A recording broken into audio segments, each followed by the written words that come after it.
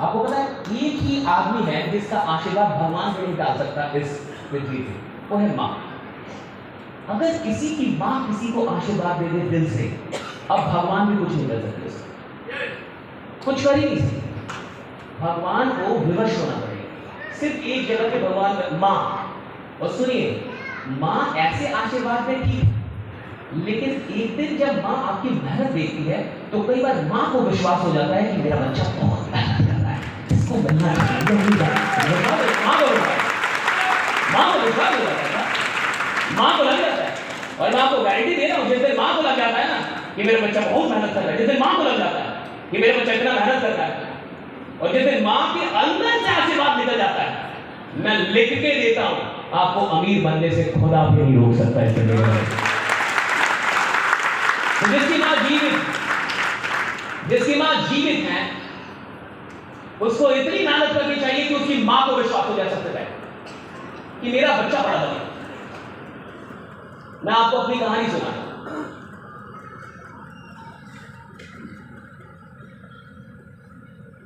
मैं जब गांव में था तो हम लोग बिहार के गोपालगंज डिस्ट्रिक्ट से, गोपालगंज एक गोरखपुर से सटा एक जिला है वो बिहार।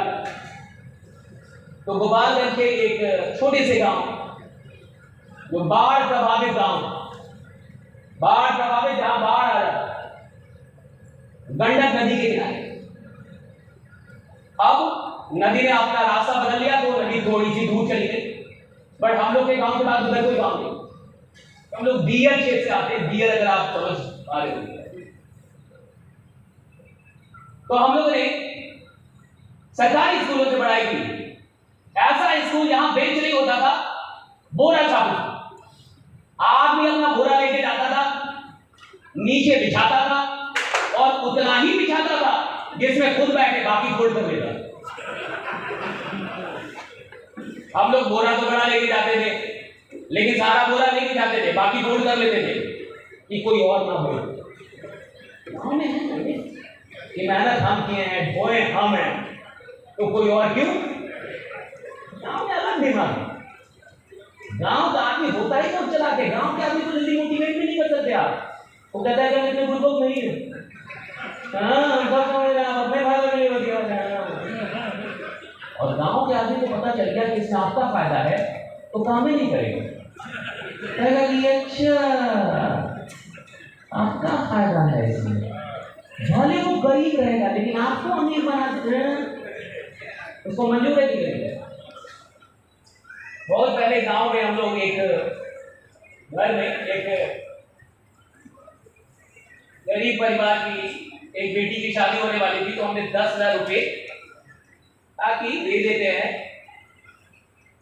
बेटी की शादी है तो बहुत पहले की बात है, तो हमने 10,000 रुपये दे दी। 2 दिन के बाद उसके पिताजी पैसा लाके वापस कर दिए। मुझे लगा यार क्या हो गया, भाई गरीब परिवार है, 10,000 भी मायने रखता है।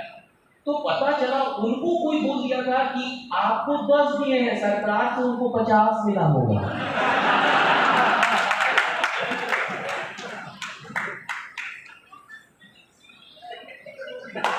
वो अपना भी 10 छोड़ देगा लेकिन आपका 50 नहीं होने देगा।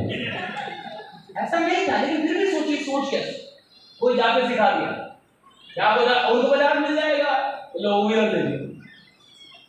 समझ रहे हैं आप? अब गांव के गोरा चार स्कूल में हम लोग पढ़ते थे, और बिहार के गवर्नमेंट स्कूल से जब मैं पढ़ा तो वहां पे स्कूल में कोई बेंच वेंच होता नहीं था, कोई क्लासरूम नहीं होते थे। ऐसे स्कूल से मैं पढ़ के आया हूं। सुनिए, उस समय बिहार बोर्ड में 6ठी क्लास से अंग्रेजी पढ़ाई शुरू होती थी। 6ठी क्लास समझ रहे हैं? और बिहार महान क्यों है ये सुनिए। बिहार में इंग्लिश कंपल्सरी नहीं है 10th में।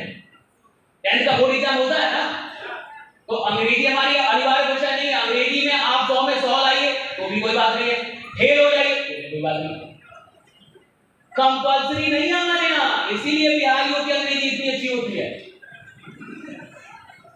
भैया कंपल्सरी नहीं है, संस्कृत कंपल्सरी है, अंग्रेजी कंपल्सरी नहीं है हमारे यहाँ। आज भी बिहार को लगता है कि अंग्रेजी पढ़ना जरूरी। सोचिए बिहार कितना आगे। तो छठी क्लास में अंग्रेजी की पढ़ाई शुरू होती थी। अंग्रेजी की घंटी सबसे अंत में होती थी, क्योंकि मास्टर को पता था कोई पढ़ेगा नहीं और बच्चे पहले से तैयार थे। औकात से तो पढ़ा के दिखाओ, सब भाग जाते थे। सरकारी स्कूल में भागना बहुत आसान होता है, अपना बोला लीजिए निकल लीजिए, कोई रोक ही नहीं सकता आपको। सारे लोग आगे आते थे, अंग्रेजी कोई नहीं पढ़ता था। जिस सब्जेक्ट का नंबर नहीं जुड़ेगा कोई बच्चा पढ़ेगा? जिस सब्जेक्ट का नंबर नहीं जुड़ेगा कोई बच्चा पढ़ेगा नहीं? अरे बच्चे तो पढ़ते नंबर के लिए, नंबर ही ना जुड़ेगा क्या पढ़ेंगे? सारे भाग जाते थे। अंग्रेजी की परीक्षा हम लोग पार्ले जी और टाइगर बिस्किट में पास करते थे। मास्टर जी को पार्ले जी खिला दिया 100 में 80 नंबर, और अगर टाइगर भी खिला दिया 100 में 90 नंबर। सिंपल फंडा था, give and take, give and take, give and take, दो और लो, दो और लो। लेकिन भारत के लोग लो और लो और लो, देगा भारत का आदमी चाहता है बस टेक एंड टेक, वो विल गिव। और जीवन का सिद्धांत कहता है कि जीवन का एक सिद्धांत ऐसा, गिव एंड टेक, दो और लो। आपको उतना ही मिला है जितना आपने इस ब्रह्मांड को दिया। ब्रह्मांड कभी भी अन्याय नहीं करता। अगर कोई आदमी तक साधारण है साहब, उसने उतनी मेहनत की थी कि वो साधारण है। अगर कोई आदमी यहाँ पे गरीब है, सुनिए, आपने इतना ही दिया था कि आप इतना ही ले पाए। ब्रह्मांड कभी अन्याय नहीं करता। कोई कह नहीं सकता कि मैंने दिन रात एक कर दिया, मैंने बड़ी मेहनत की और ब्रह्मांड ने मुझे दिया। ऐसा होता ही नहीं है। ब्रह्मांड अन्याय करना जानता ही नहीं है। आप राक्षस क्यों ना हो, अगर आप तपस्या करेंगे तो महादेव को नीचे आके आपको बताते रहो। ब्रह्मांड बोल, पहले के जमाने में राक्षस होते थे। राक्षस जब तपस्या करते थे, महादेव को आना पड़ता था कि नहीं? ब्रह्मा जी को आना पड़ता था कि नहीं? आना पड़ता था ना, वरदान देना पड़ता था कि नहीं? क्या महादेव को नहीं पता होगा कि ये राक्षस है, इसको वरदान दूंगा तो कांड ही करेगा? क्या वो नहीं जानते होंगे ये कांड करेगा? क्या वो नहीं जानते होंगे कि ये गलत काम करेगा? लेकिन फिर भी शक्ति देनी पड़ती थी, क्योंकि ब्रह्मांड का नियम है कि जो तप करेगा, जो मेहनत करेगा, वो अच्छा हो, बुरा हो, घटिया हो, कैसा भी हो, पढ़ा लिखा अनपढ़ हो, आपको उसको शक्ति देनी पड़ेगी। ये ब्रह्मांड का नियम है।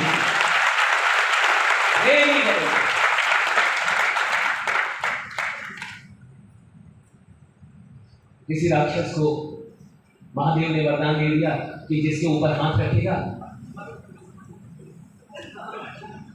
वो महादेव पे ही ट्राई करने लगा कि एक बार महादेव पे ही ट्राई करके देखते सिस्टम काम कर रहा है कि नहीं काम कर रहा, प्लान बढ़िया है कि नहीं है।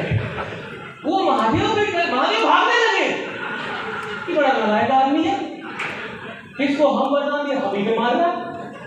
महादेव भागने लगे। आपने ये कहानी सुनी है कि नहीं? तो जब महादेव वरदान दे रहे थे, उनको नहीं पता होगा कि अगले पल में क्या होने वाला है? पता था। अरे वो तो लोग दर्शी हैं, देवों के देव हैं, उनको कैसे नहीं पता होगा कि आगे क्या होने वाला है? लेकिन फिर भी वरदान देना क्या है? मजबूरी है, देना पड़ेगा। लोग कहते क्रिमिनल नेता बन जाते हैं जी, लोग कहते गलत लोग अमीर हो जाते हैं। गलत लोग मेहनत करते हैं, गलत लोग मेहनती होते हैं। अच्छा आदमी काम चोर है, अच्छा आदमी 8 घंटे भी काम नहीं करता, जॉब पे जाता है बॉस को गाली देता है। अच्छा आदमी फॉर्मेलिटी निभाता है, अच्छा आदमी काम चोर है, आराम पसंद है। बुरे लोग काम करते हैं, 2 नंबर का धंधा वाला 2 बजे रात तक जगा हुआ है, माल काम हो सके, माल काम हो गया। अच्छा आदमी सो रहा है जी सर, अच्छा आदमी सो रहा है, अच्छा आदमी आराम कर रहा है। गलत आदमी को आप गलत कहिए, बिल्कुल कहिए, ये मत कहिए कि वो मेहनत कम करता है। क्रिमिनल को आप क्रिमिनल कहिए, ये मत कहिए मेहनत कम करता है। ये सारे गलत लोग अच्छे लोगों से बहुत ज्यादा मेहनत करते हैं, इसीलिए समृद्ध है, इसीलिए उनके पास समृद्धि होती है। अच्छा आदमी, इतना बढ़िया आदमी, उसका चरित्र इतना अच्छा है, किसी का 1 रुपया नहीं खाया, सरकारी बस से चल रहा है, ऑटो से चल रहा है जी, टोटो से चल रहा है जी, गरीब पड़ा हुआ है, खानदान के खानदान गरीब। गलत आदमी, 2 नंबर का धंधा, चरित्रहीन, खराब आदमी है, कैरेक्टर नहीं है, पीता है, सब कुछ खराब है, 4 पेट्रोल पंप है, 5 बंगले, कहां से, क्यों है? क्या सृष्टि गलत है? क्या भगवान गलत है? क्या कोई सिद्धांत नहीं